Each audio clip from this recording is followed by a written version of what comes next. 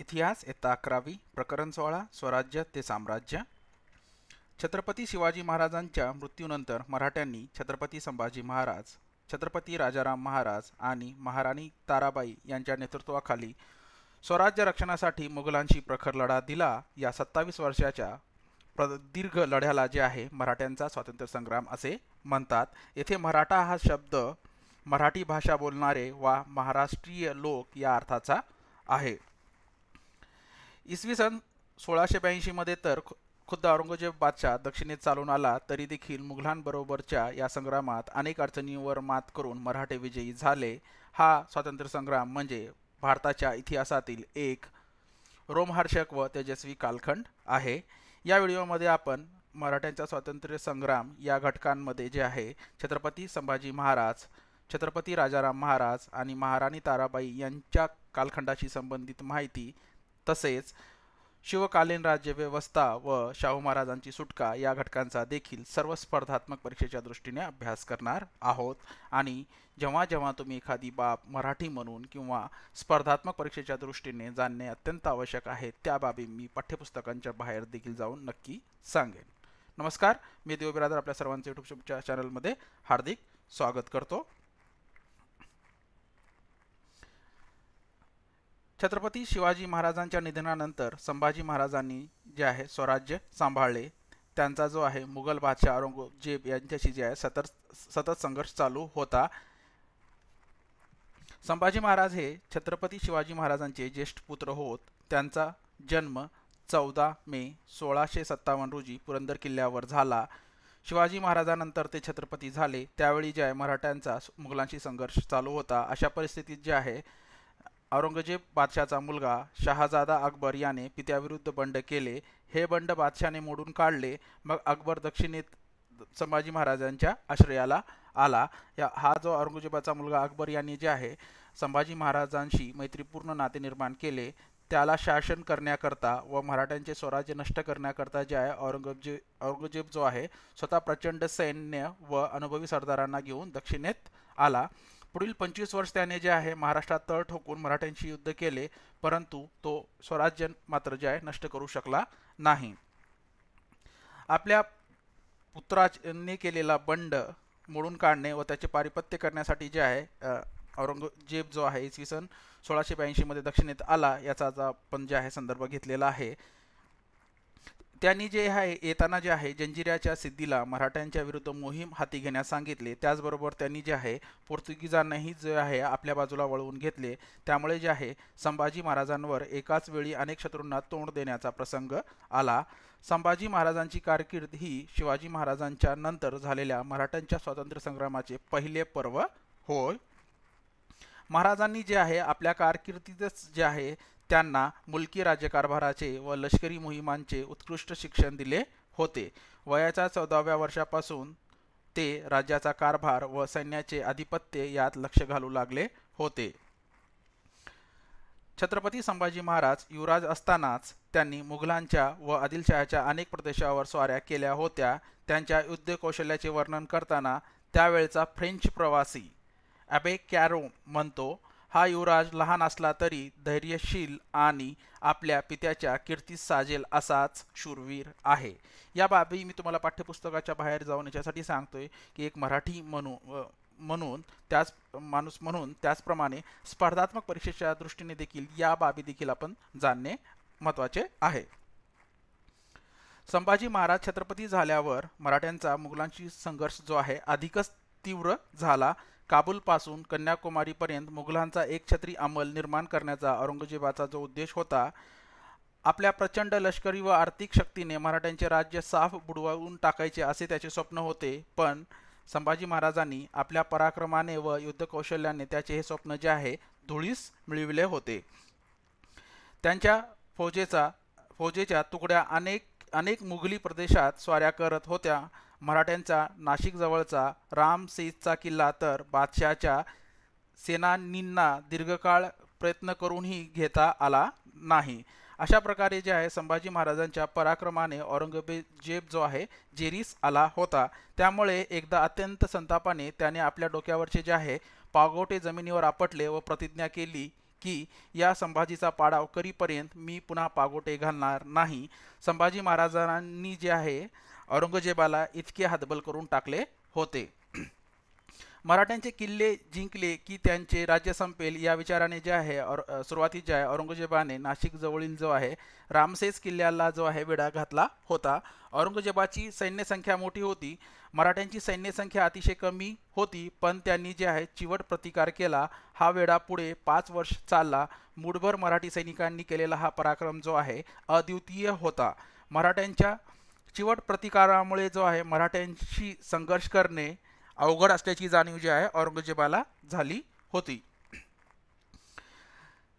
त्यानंतर आपण जे आहे संभाजी महाराजांच्या कालखंडाशी संबंधित आणखी एक घटक मोहीम ती जाणून घेऊया. ती म्हणजे जी आहे सिद्धी विरुद्धची मोहीम. आपण मागे सिद्धी कोण होते आणि पोर्तुगीज हे औरंगजेबाला येऊन मिळाले याचा संदर्भ घेतलेला आहेच. जंजिऱ्याचा सिद्धी मराठी मुलखाला जे आहे उपदर देत असे. मराठ्यांच्या मुलखावर धाडी टाकून जो आहे तो जाळपोट, लुटालूट व अत्याचार करत असे. घरात जैसा उंदीर तसा राज्यात सिद्धी असे त्याचे वर्णन जे आहे सभासदाने केले आहे. संभाजी महाराजांनी इसवी सन 1682 मध्ये त्याच्या विरुद्ध मोहीम उघडली. त्यांच्या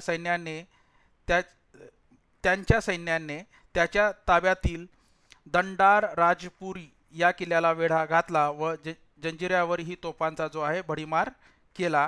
परंतु त्याचवेळी जे आहे मुघलांचे सैन्य स्वराज्यावर चालून आले. त्यामुळे जे आहे जंजिऱ्याची मोहीम अर्धवट सोडून संभाजी महाराजांना माघारी फिरावे लागले. त्यानंतर आपण छत्रपती संभाजी महाराज यांची जी आहे पोर्तुगीजांविरुद्धची मोहीम याबद्दलची आपण थोडक्यात माहिती घेऊयात. गोव्याच्या पोर्तुगीजांनी संभाजी महाराजांच्या विरुद्ध बादशहाशी हातमिळवणी केली होती. त्यामुळे जे आहे त्यांनी पोर्तुगीजांना धडा शिकवण्याचे ठरविले. म्हणजेच काय, आपण मागे पाहिलं होतं की पोर्तुगीज जे आहे हे औरंगजेबाला जाऊन मिळाले होते. त्यामुळे जे आहे त्यांच्या विरुद्ध जे आहे या बादशाहाशी हात मिळवणी केली होती. त्यामुळे जे आहे छत्रपती संभाजी महाराजांनी पोर्तुगीजांना धडा शिकवण्याचे ठरविले होते. त्यांनी जे आहे इसवी सन 1683 मध्ये पोर्तुगीजांच्या रेवदंडा बंदरावर हल्ला केला. प्रत्युत्तर म्हणून जे आहे पोर्तुगीजांनी गोव्याच्या सीमेवरील मराठ्यांच्या फोंडा किल्ल्यास वेढा घातला. मराठ्यांनी जो आहे वेढा मोडून काढला आणि गोव्यावर चढाई केली. या लढाईत जे आहे एसाजी कंक याने जे आहे पराक्रमाची शर्त केली. यात जे आहे पोर्तुगीज गव्हर्नर घायल झाला, त्याला माघार घ्यावी लागली. संभाजी महाराजांनी त्याचा पाठलाग केला. पोर्तुगीज मोठ्या संकटात सापडले होते. त्याचवेळी मात्र जे आहे मुघलांनी दक्षिण कोकणवर आक्रमण केल्याची बातमी संभाजी महाराजांना मिळाली. त्यामुळे जे आहे हाताशी आलेला गोव्याचा विजय सोडून जे आहे त्यांना मुघलांचा प्रतिकार करण्यासाठी परतावे लागले. औरंगजेबाला जे आहे मराठ्यांविरुद्धच्या मोहिमेत यश येत नव्हते. त्यामुळे त्याने जे आहे ती मोहीम थोडी स्थगित केली. त्यानंतर त्याने जो आहे आपला मोर्चा आदिलशाही व कुतुबशाही या राजांकडे वळवला होता. औरंगजेबाने ती राज्ये जे आहे जिंकून घेतली. या दोन्ही राज्यांची संपत्ती व लष्कर मुघलांच्या हाती लागल्यामुळे जे आहे औरंगजेबाची स्थिती मजबूत झाली. त्यानंतर जे आहे मराठ्यांचा पाडाव करण्यावर आपली सर्व शक्ती त्यांनी की जे आहे केंद्रित केली होती. त्यांच्या प्रदेशावर चोहे बाजूंनी हल्ले चढवले. मुघल सेनेचा प्रतिकार करताना मराठ्यांचा सेनापती हंबीरराव मोहिते हे जे आहेत यांना हे मारले गेले. त्यामुळे संभाजी महाराजांची लष्करी बाजू जी आहे कमकुवत झाली. संभाजी महाराजांनी युद्धाच्या या धामधुमीत म्हणजे या कालखंडामध्ये जे आहे आपल्या मुलकी राज्यकारभाराकडे दुर्लक्ष कधीही केले नाही. त्यांनी शिवरायांच्या काळातील चोख न्याय व महसूल व्यवस्था तशीच पुढे चालू ठेवली. स्वराज्याविरुद्ध बंडखोरी करणाऱ्यांना तसेच सामान्य प्रजेला त्रास देणाऱ्या वतनदारांना त्यांनी जे आहे कठोर शासन केले. महाराणी येसूबाईंना स्वराज्य कारभाराचे अधिकार दिले. त्यांचा स्वतःचा शिक्का करून दिला. शिवरायांचे प्रजाहिताचे धोरण त्यांनी आपल्या कारकिर्दीत जे आहे पुढे चालवले होते. संभाजी महाराजांना संस्कृतसह अनेक भाषा अवगत होत्या. त्यांनी जे आहे ग्रंथलेखनही केले आहे. राजनीतीवरील प्राचीन भारतीय ग्रंथाचे अवलोकन करून त्याचे जे आहे सार त्यांनी जे आहे बुद्धभूषण या ग्रंथात मांडले आहेत. आणि आपण इयत्ता 7वीचा इतिहासाचा अभ्यास करताना देखील पाहिलं होतं की या बुद्धभूषण ग्रंथामध्ये देखील जे आहे छत्रपती शिवाजी महाराजांच्या राज्याभिषेक घटकाचा देखील तिथे जे आहे त्या घटकाची देखील प्रसंगाची देखील त्याच्यामध्ये नमूद केल्याचं आपण अभ्यासलेलं होतं. संभाजी महाराजांनी बुद्धभूषण या ग्रंथाची रचना संस्कृत भाषेत केली. त्यातील दुसऱ्या अध्यायात राजनीतीची चर्चा आलेली आहे. त्यात राजाची लक्षणे, प्रधान, राजपूत, त्यांचे शिक्षण व कार्य, राजाचे सल्लागार, गड व गडावरील साहित्य, लष्कर, राजाची कर्तव्ये, हेर व्यवस्था इत्यादींविषयी जे आहे माहिती दिलेली आहे. औरंगजेब संभाजी महाराजांना नमवण्यासाठी प्रयत्नांची पराकाष्ठा करत होता. त्याने जे आहे मुकर खान याची नेमणूक जी आहे कोल्हापूर प्रांतावर केली होती. महाराज कोकणातील संगमेश्वर येथे असल्याची बातमी जी आहे मुकर खानास कळली. त्याने जे आहे तेव्हा त्याने छापा घालून संभाजी महाराजांना पकडले. बादशाहपुढे नेण्यात आल्यानंतर त्याच्यापुढे ते अतिशय बाणेदारपणे वागले. मग बादशाहच्या हुकुमाने जे आहे 11 मार्च 1689 रोजी अत्यंत अमानुषपणे त्यांना ठार करण्यात आले. मराठ्यांचा हा छत्रपती स्वाभिमान न सोडता अत्यंत धीरोदात्तपणे मृत्यूला सामोरा गेला. त्यांच्या बलिदानापासून प्रेरणा घेऊन मराठ्यांनी जे आहे मुघलांविरुद्धचा संघर्ष अधिकच तीव्र केला. या घटनेनंतर जे आहे मराठ्यांची मानसिकता दुर्बल होईल असे जे आहे औरंगजेबाला वाटत होते. परंतु मराठ्यांनी जे आहे एकजुटीने मुघलांशी लढा दिला व आपली सत्ता विस्तारित केली. छत्रपती संभाजी महाराजांनंतर छत्रपती राजाराम महाराजांनी रायगडावर जे आहे सत्तेची सूत्र हाती घेतली. राजाराम महाराज हे छत्रपती शिवाजी महाराजांचे द्वितीय पुत्र होत. त्यांचा जन्म 24 फेब्रुवारी 1670 रोजी रायगडावर झाला. संभाजी महाराजांच्या मृत्यूनंतर जे आहे ते छत्रपती झाले. आता मराठ्यांचे राज्य जिंकून घेण्याचे आपले स्वप्न साकार होणार असे जे आहे औरंगजेबाला वाटू लागले. म्हणून त्याने जे आहे रायगडाला वेढा घालण्यासाठी जुल्फिकार खानाला जे आहे ते पाठविले. त्यावेळी जे आहे राजाराम महाराज व त्यांच्या पत्नी महाराणी ताराबाई तसेच संभाजी महाराजांच्या पत्नी येसूबाई व पुत्र शाहू हे रायगडावरच होते. या सर्वांनी जे आहे एकाच ठिकाणी राहणे धोक्याचे होते. या प्रसंगी येसूबाईंनी या अभूतपूर्व संकटाला जे आहे धैर्याने तोंड दिले. कोणत्याही परिस्थितीत मुघलांना शरण जायचे नाही असे ठरवून त्यांनी रायगडावर महत्त्वाचे राजनैतिक निर्णय घेतले. त्यानुसार राजाराम महाराजांनी रायगडाच्या वेढ्यातून बाहेर पडावे आणि आवश्यकता भासल्यास दूरवर जिंजीला जावे असे ठरले. तसेच महाराणी येसूबाई यांनी आपल्या नेतृत्वाखाली रायगड लढवावा असे धोरणे ठरविण्यात आले. येसूबाईंनी आपल्या मुलाला छत्रपती पदावर न बसवता राजाराम महाराजांना छत्रपती बनवण्याचा निर्णय घेतला. त्यांचा हा निर्णय हे स्वराज्य प्रेमाचे व पराकोटीच्या स्वार्थ त्यागाचे उदाहरण होय. त्यांनी जे आहे स्वतःच्या व पुत्राच्या प्राणांची पर्वा न करता मराठ्यांच्या छत्रपतीस जे आहे सुरक्षित ठेवले.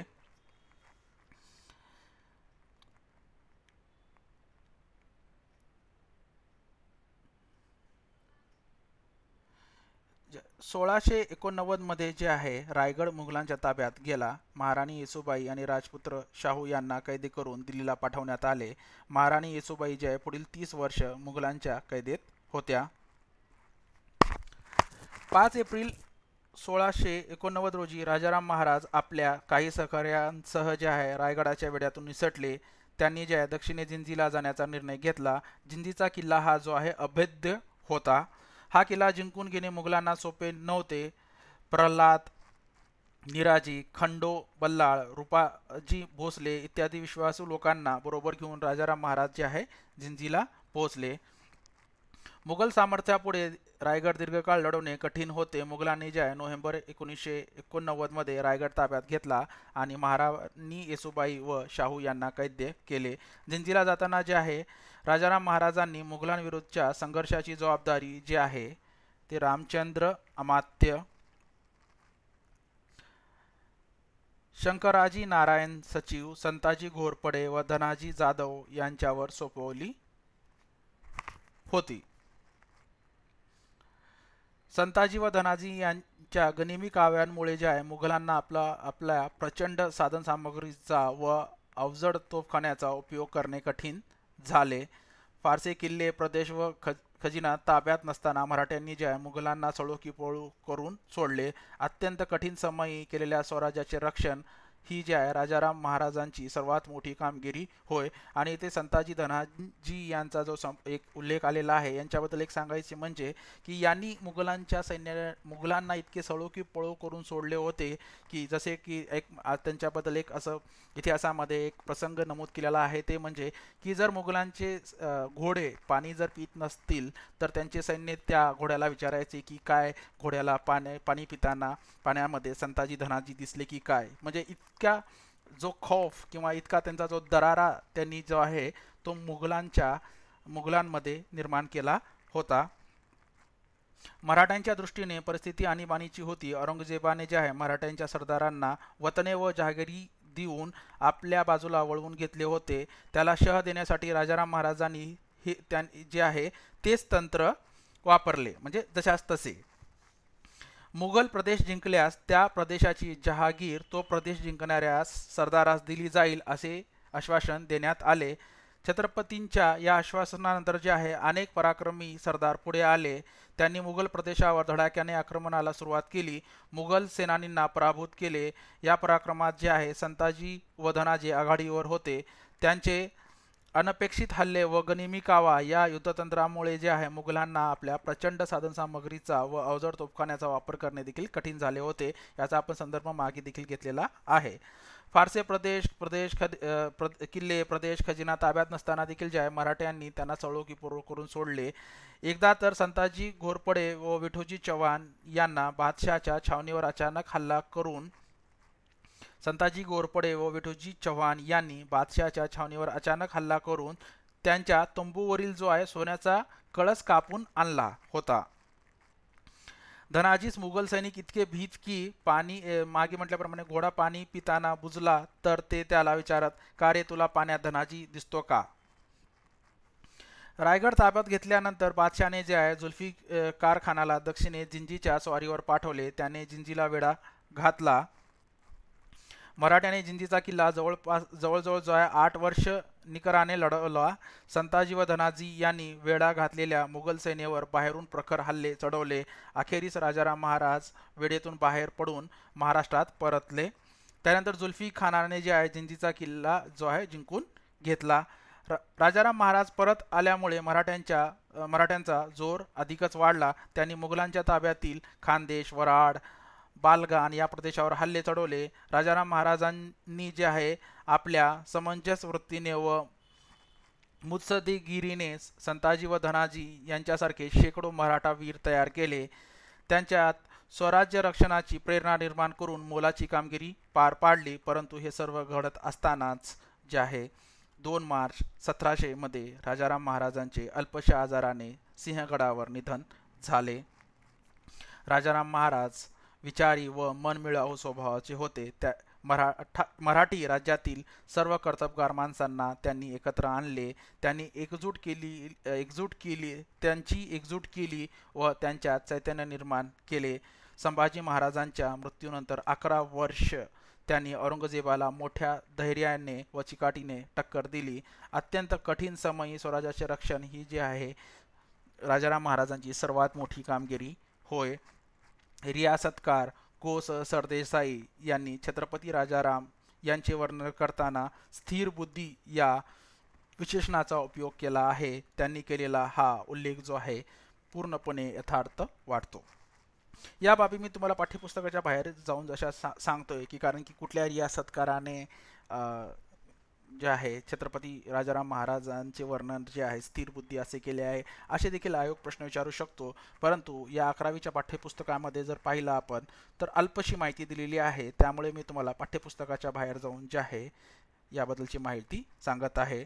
राजाराम महाराजांच्या मृत्यूनंतर त्यांची पत्नी महाराणी ताराबाई यांनी औरंगजेबाशी लढा दिला. अत्यंत विपरीत परिस्थितीत स्वराज्याचे नेतृत्व जे आहे महाराणी ताराबाईंनी केले. छत्रपती राजाराम महाराजांच्या मृत्यूनंतर औरंगजेबाला वाटले की आपण संघर्ष जिंकला. परिस्थिती मात्र उलट होती. औरंगजेब लढाया मागून लढाया जिंकत होता, पण त्याला युद्ध मात्र जिंकता येत नव्हते. अत्यंत विपरीत परिस्थितीत स्वराज्याचे नेतृत्व करण्यास राजाराम महाराजांच्या कर्तबगार पत्नी महाराणी ताराबाई पुढे आल्या. मुघल इतिहासकार खाफी खान याने महाराणी ताराबाई यांचे वर्णन असे केले आहे. म्हणजेच ताराबाई बुद्धिमान व शहाणी होती. सैन्याची व्यवस्था व राज्यकारभार याबाबतीत नवऱ्याच्या हयातीतच तिचा मोठा लौकिक झाला होता. छत्रपती राजाराम महाराजांच्या मृत्यूनंतर महाराणी ताराबाईंनी आपल्या सरदारांच्या साहाय्याने अत्यंत प्रतिकूल परिस्थितीत स्वराज्याचा संघर्ष जे आहे नेटाने पुढे चालू ठेवला. औरंगजेबाने साताळा पन्हाळा ही मराठ्यांची ज्या ठिकाणी जिंकली, तर मराठ्यांनी मुघलांच्या मध्य प्रदेश गुजरात या प्रदेशात धडक मारली. ताराबाईंनी युद्धाचे क्षेत्र विस्तारले. कृष्णाजी सावंत, खंडेराव दाभाडे, धनाजी जाधव, नेमाजी शिंदे हे सरदार महाराष्ट्राबाहेर जे आहेत मुघलांविरुद्ध संघर्ष करू लागले. युद्धाचे पारडे बदलत चालल्याची ही खूण होती.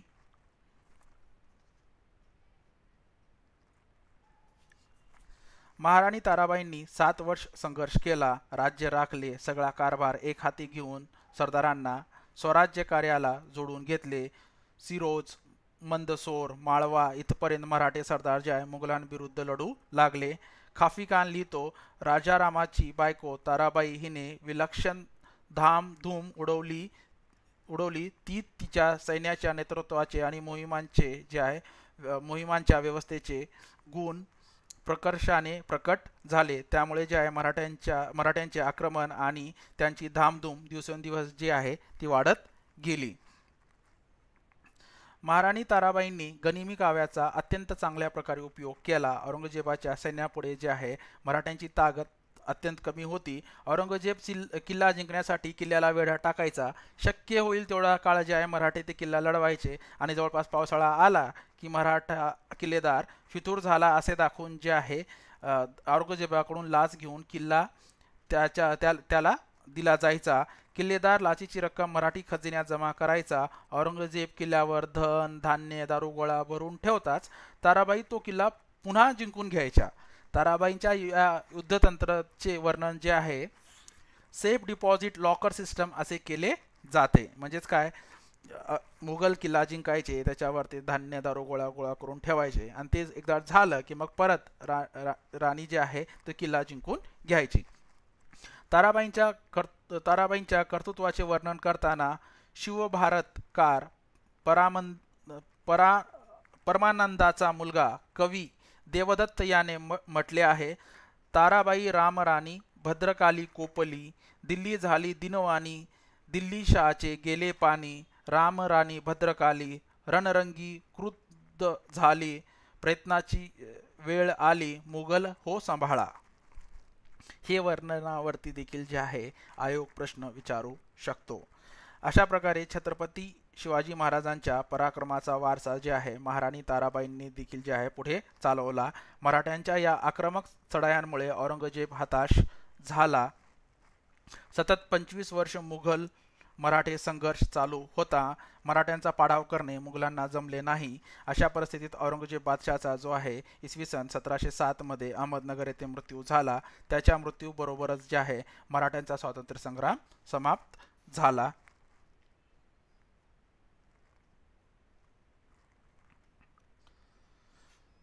मराठ्यांचा हा स्वातंत्र्य संग्राम म्हणजे मुघल सत्ताधीशांनी बाळगलेली साम्राज्याची लालसा जे आहे यांच्यातील हा लढा होता.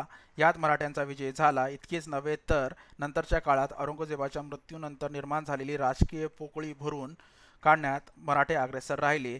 दिल्लीच्या तख्तावर नियंत्रण ठेवत त्यांनी जवळपास जे आहे सर्व हिंदुस्थानचा म्हणजे भारताचा कारभार पाहिला व रक्षणही केले. त्यामुळे जे आहे 18वे शतक हे मराठ्यांचे शतक मानले जाते. आणि जे आहे परंतु या 18व्या शतकाच्या उत्तरात ही परिस्थिती बदलली व मुघल सत्तेला नमवून जे आहे मराठ्यांनी जवळजवळ जे आहे भारतभर सत्ता विस्तार केला.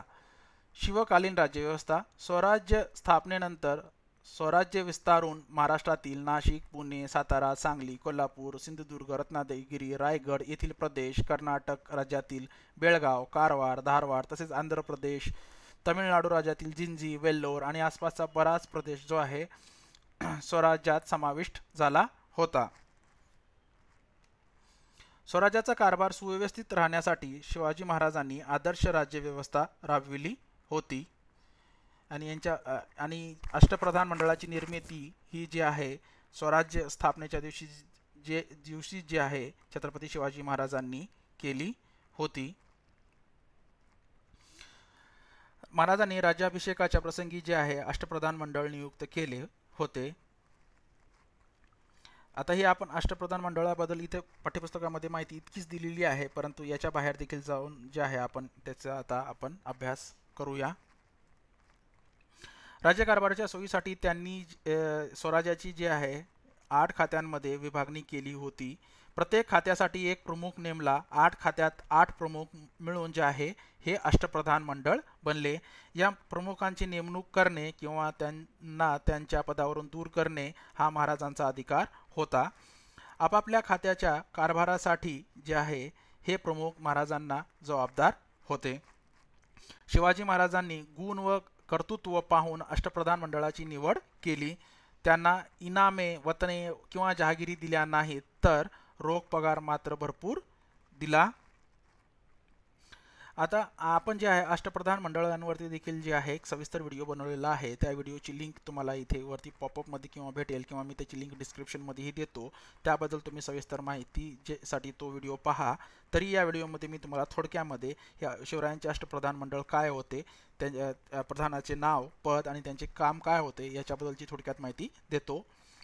प्रधानाचे नाव मोरो त्रिंबक पिंगळे. पद प्रधान. राज्यकारभार चालवणे आणि जिंकून घेतलेल्या प्रदेशाची व्यवस्था पाहणे हे त्यांचे प्रमुख काम होते. अमात्य रामचंद्र निळकंठ मुजुमदार. राज्याचा जमा खर्च पाहणे. सचिव अण्णाजी दत्तो. सरकारी आज्ञापत्रे तयार करणे. मंत्री दत्ताजी त्रिंबक वाकनीस. पत्रव्यवहार सांभाळणे. सेनापती हंबीराव मोहिते. सैन्याची व्यवस्था ठेवणे व राज्य रक्षण करणे. सुमंत रामचंद्र त्रिंबक डबीर. परराज्याशी जे आहे म्हणजे इतर राज्यांशी जे आहे संबंध ठेवणे. न्यायाधीश निराजी रावजी. न्यायदान करणे. पंडितराव मोरेश्वर पंडितराव. धार्मिक व्यवहार पाहणे. याबद्दल सविस्तर माहिती जर अजून पाहिजे असल्यास जो आहे मागे म्हटल्याप्रमाणे मी त्याची माहिती तुम्हाला त्याची लिंक डिस्क्रिप्शनमध्ये देतो, ते तुम्ही पहा.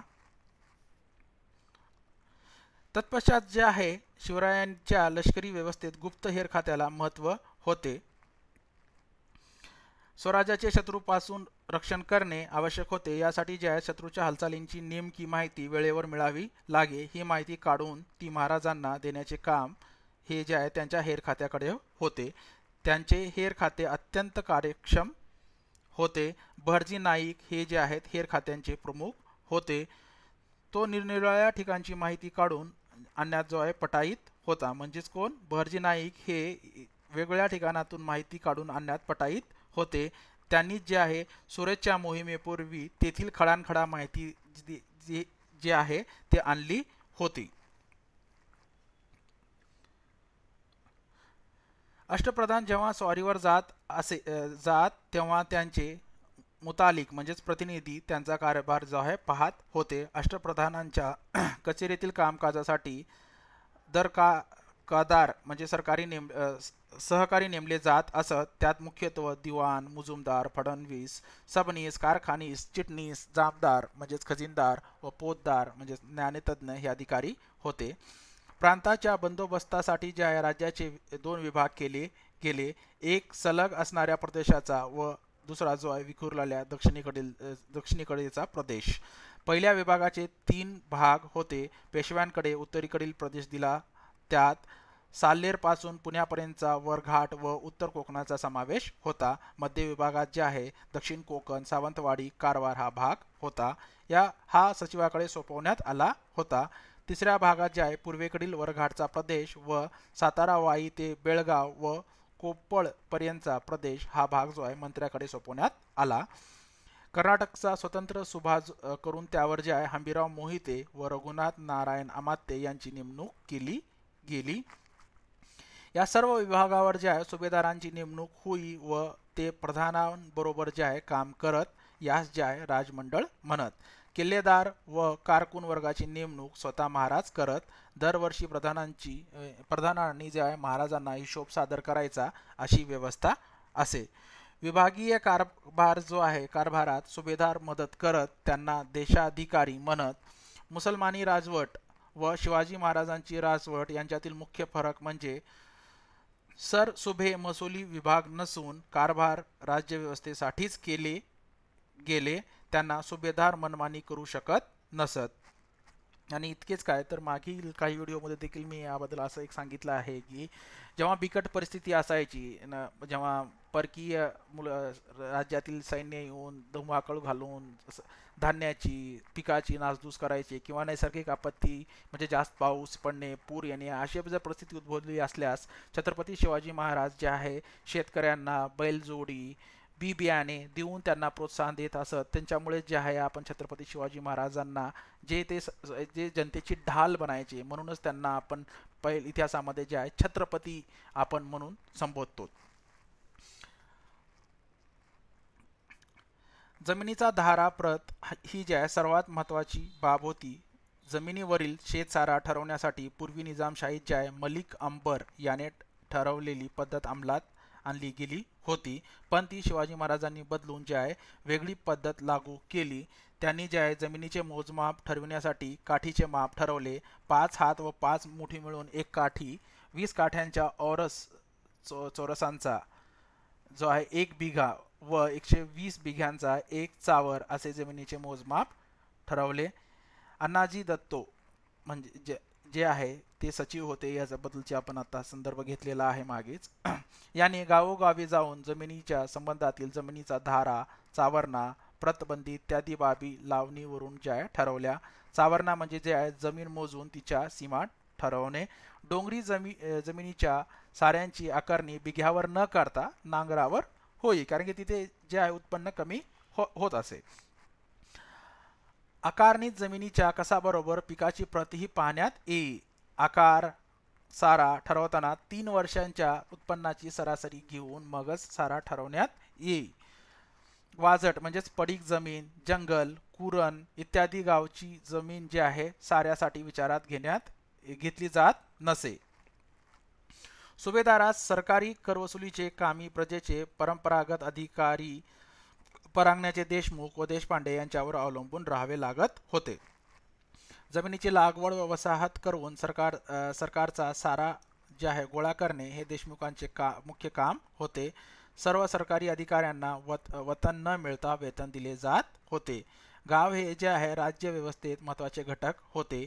नवीन गावे वसवली जाऊ लागली, तेथील रयतेला जे आहे कसण्यास जे आहे गुरेढोरे, बीजासाठी दाना पैका म्हणजे पैसा अडका, उदरनिर्वाहासाठी दाना पैका देण्यात येई व तो एवज 2 वर्षांनी जेव्हा पीक येई तेव्हा कापून घेतला जाई. या पद्धतीला जे आहे तगाई पद्धत म्हटले गेले. शाहू महाराजांची सुटका. औरंगजेबाच्या मृत्यूनंतर देखील मुघलांचे जे आहे मराठ्यांना पराभूत करण्याचे प्रयत्न सुरूच होते. मराठ्यांमध्ये फूट पाडून त्यांचा पराभव करण्याचा प्रयत्न जे आहे मुघलांनी केला. त्यासाठी जे आहे मुघलांच्या कैदेत असलेल्या शाहू महाराजांची त्यांनी जे आहे इसवी सन 1707 मध्ये सुटका केली. या सुटकेनंतर जे आहे महाराणी ताराबाई आणि शाहू महाराज यांच्यात युद्ध झाले. त्यात जे आहे शाहू महाराजांचा विजय झाला. त्यावेळी जे आहे शाहू महाराजांच्या पक्षात महत्त्वाची कामगिरी बजावणारे जे आहे बाळाजी विश्वनाथ याची जी आहे पेशवेपदावर नेमणूक झाली. तेव्हापासूनच जो आहे तो पेशवे काळ सुरू झाल्याचे दिसून येते. औरंगजेब बादशाहच्या मृत्यूनंतर जे आहे त्याच्या मुलांमध्ये जे आहे दिल्लीच्या गादीसाठी संघर्ष सुरू झाला होता. शहाजादा आझमशाह हा दक्षिणेत होता. बादशाही तख्त हस्तगत करण्यासाठी तो जो आहे त्वरेने म्हणजे घाईघाईने दिल्लीला निघाला. राजपुत्र शाहू हे जे आहेत त्याच्या ताब्यात होते. शाहू महाराजांना कैदेतून सोडल्यास महाराणी ताराबाई व शाहू महाराज यांच्यात छत्रपती गादीसाठी कलह होईल आणि मराठ्यांचे सामर्थ्य खच्ची होईल असे आझम शहाला जे आहे वाटले होते. म्हणून त्यांनी जे आहे शाहू महाराजांची सुटका केली. कैदेतून सुटका झाल्यानंतर जे आहे शाहू महाराजांनी महाराष्ट्राकडे कूच केले. त्यांनी मराठ्यांचे काही सरदार येऊन मिळाले, परंतु महाराणी ताराबाईंनी जे आहे शाहू महाराजांचा छत्रपती पदावरील जो आहे हक्क मान्य केला नाही. पुणे जिल्ह्यात भीमा नदीच्या काठी खेड येथे शाहू महाराज आणि महाराणी ताराबाई यांच्या सैन्यामध्ये लढाई झाली. या लढाईत जे आहे शाहू महाराजांचा विजय झाला. त्यांनी सातारा जिंकून घेतले, स्वतःच राज्याभिषेक करून घेतला. सातारा ही मराठ्यांच्या राज्याची राजधानी झाली. काही काळ शाहू महाराज व महाराणी ताराबाई यांच्यातील विरोध चालू राहिला आणि इसवी सन 1710 मध्ये महाराणी ताराबाईंनी पन्हाळगडावर आपला अल्पवयीन मुलगा शिवाजी दुसरा यास छत्रपती म्हणून घोषित केले. तेव्हापासून जे आहे मराठेशाहीत साताऱ्याच्या राज्याखेरीज कोल्हापूरचे स्वतंत्र राज्य अस्तित्वात आले. शाहू महाराजांचे पूर्वायुष्य जे आहे मुघलांच्या छावणीत गेल्यामुळे त्यांना मुघलांचे राजकारण जवळून पाहायला मिळाले होते. मुघलांच्या व विशेषतः उत्तर भारताच्या राजकारणातील खोचा म्हणजे खडानखडा त्यांना माहिती जी आहे समजल्या होत्या. मुघल सत्तेच्या बलस्थानाची आणि कमतरतांची त्यांना याची माहिती देखील जी आहे त्यांना चांगली होती. शिवाय मुघल दरबारातील प्रभावशाली व्यक्तींशी त्यांचा परिचय झाला होता. या सर्व बाबींचा उपयोग त्यांना बदलत्या परिस्थितीत मराठ्यांच्या राजकारणाची जी आहे दिशा ठरवण्यासाठी झाला. मराठ्यांच्या राजाचा नाश करण्यासाठी पूर्वीच्या औरंगजेबाचे धोरण त्याच्या वारसदारांनी आता सोडले होते. त्यामुळे जे आहे आता मुघल सत्तेशी संघर्ष करण्याऐवजी तिचे रक्षक म्हणून पुढे येऊन त्याच भूमिकेतून आपला सत्तेचा विस्तार करायचा असे नवे राजकीय धोरण जे आहे मराठ्यांनी स्वीकारले. नवे देवालय बांधल्याने जे पुण्य मिळते तेच जुन्या देवळाचा जीर्णोद्धार म्हणजे त्याची पडलेल्या मंदिराची जे आहे त्याला परत एकदा चांगले करणे, जीर्णोद्धार केल्याने मिळते, हे या धोरणाचे सूत्र होते. मुघल सत्तेला जशी वायव्येकडून होणाऱ्या इराणी अफगाणी आक्रमणाची भीती होती, तसाच आसपासच्या पठाण, राजपूत, जाट, रोहिले यांच्यासारख्या स्थानिक सत्ताधीशांचाही धोका होता. शिवाय दरबारात जे आहे चालणारी स्पर्धा व संघर्ष यामुळे जे आहे मुघल सत्ता आतून जे आहे पोखरून निघाली होती. आता आपण या व्हिडिओमध्ये आपण इथपर्यंतच याच घटकांचा अभ्यास करू आणि पुढील व्हिडिओमध्ये आपण पेशवे काळ आणि पुढील घटकांचा जो आहे सविस्तर अभ्यास करू. हा व्हिडिओ तुम्हाला कसा वाटला? या व्हिडिओमध्ये पाठ्यपुस्तकाच्या बाहेर जाऊन सांगितलेली माहिती तुम्हाला किती उपयुक्त वाटली हे आम्हाला कमेंट बॉक्समध्ये कमेंट करून नक्की कळवा.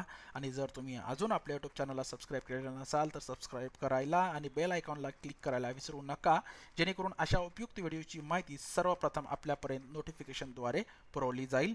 धन्यवाद.